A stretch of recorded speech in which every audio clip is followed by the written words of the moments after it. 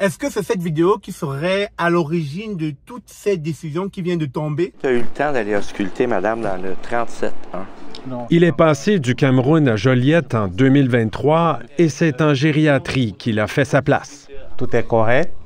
OK, je reviendrai plus tard. Après un stage de 9 mois, il travaille depuis avril comme infirmier, passé de l'Afrique au Québec. Bonjour, bonsoir. Bienvenue sur la chaîne de l'immigration et de l'entrepreneuriat. L'heure est grave. L'heure est extrêmement grave pour certains pays d'Afrique.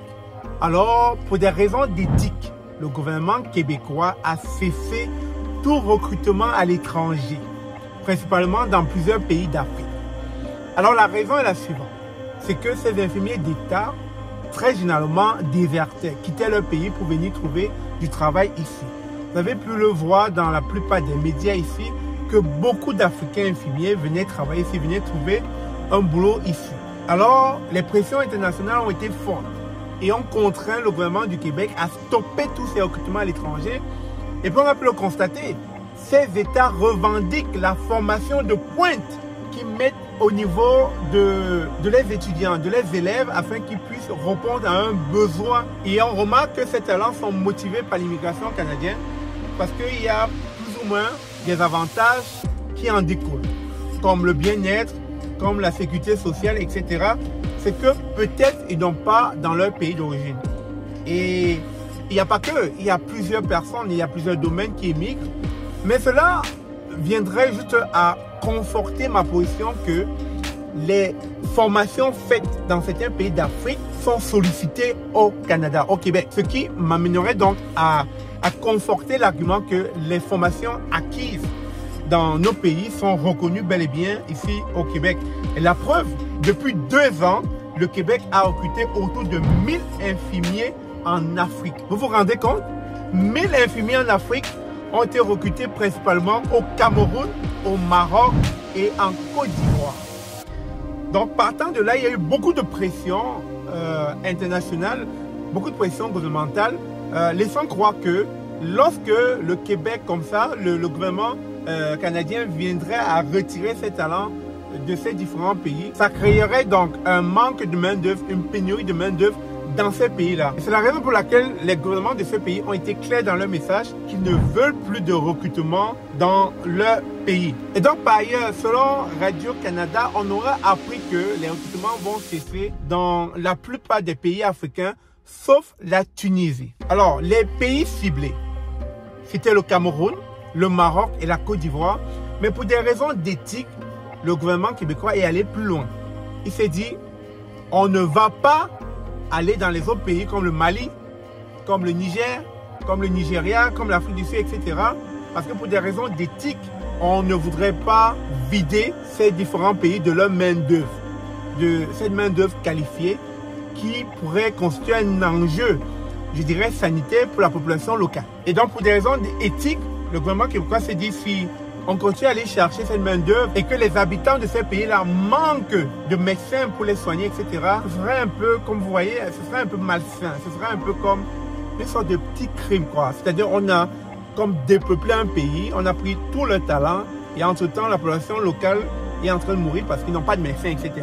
Donc, je pense que c'est venu comme leur faire réaliser que c'est peut-être pas la bonne façon d'opérer ou plus ou moins baisser le nombre de recrutements qu'ils faisaient chaque année. Au-delà de ces pressions gouvernementales et internationales, on peut par ailleurs lire que il faut dire que le Québec a essuyé des critiques depuis le lancement de son vaste programme de recrutement du personnel infirmier en février 2022. L'an dernier, par exemple, l'OMS, l'Organisation mondiale de la santé, a dressé une liste de 55 pays qui ont les problèmes les plus graves en matière de personnel de santé pour alerter les nations occidentales et leur demander de protéger le système de santé vulnérable tel que plusieurs pays africains pour lesquels, si jamais il n'y a pas de médecin, la population est laissée à elle-même.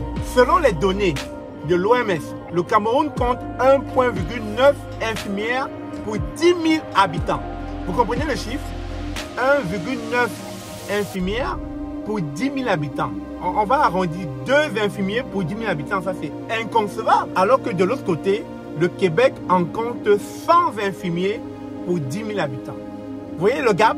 Au Cameroun, on compterait 2 infirmiers pour 10 000 habitants.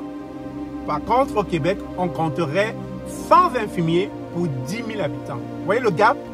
Donc, c'est autant de pression comme ça qui aurait fait fléchir le gouvernement du Québec parce que dans sa politique de combler sa pénurie en main-d'œuvre, on s'est rendu compte qu'il y avait un manque d'éthique en arrière. C'est-à-dire qu'il y avait un manque d'éthique.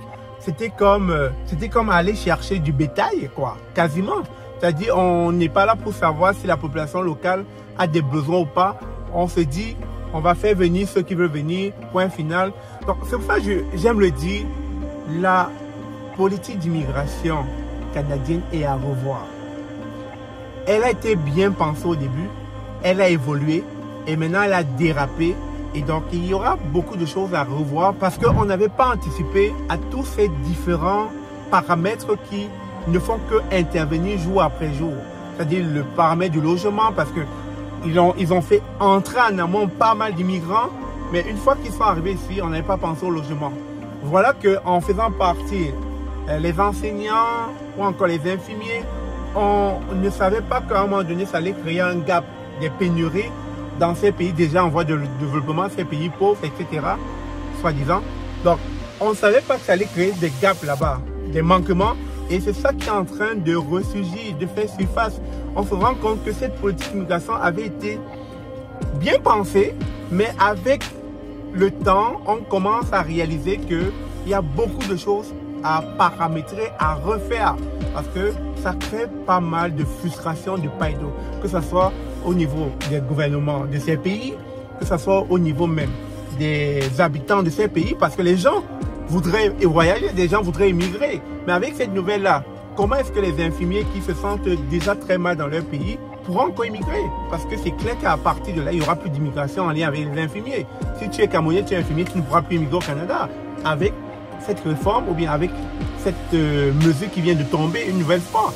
Donc, je comprends que ça va créer beaucoup de frustration une nouvelle fois à tous les niveaux, que ce soit au niveau gouvernemental, au niveau des habitants de ces pays, au niveau du Canada, parce que le Canada aura toujours besoin de combler sa pénurie en main-d'œuvre. À un moment donné, il va falloir trouver des solutions. Actuellement, la solution actuelle, c'est que le Canada aille chercher dans d'autres pays. Dans d'autres pays, ça pourrait être des pays asiatiques, etc., les pays du Golfe, etc. Mais ça ne sera plus en Afrique. En dehors de la Tunisie, ça ne sera plus en Afrique. Parce que pour des raisons d'éthique, le gouvernement du Québec a délibérément décidé à l'unanimité d'arrêter tout recrutement dans la plupart des pays d'Afrique.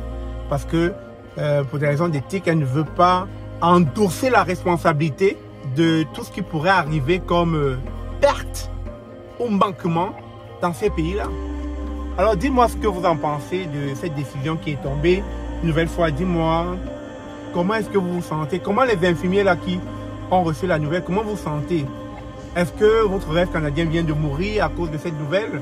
Dites-le-moi dans les commentaires, ça m'intéresse. Mais je vais revenir en profondeur concernant cette sortie-là parce qu'il y a dit. Et une nouvelle fois, je ne cesse de dire l'immigration doit être revue. Parce que j'ai l'impression que c'est en train vraiment d'aller dans tous les sens. On se perd un peu dans l'objectif à atteindre. Sur ce, merci encore. À très bientôt. Je vous aime comme d'habitude.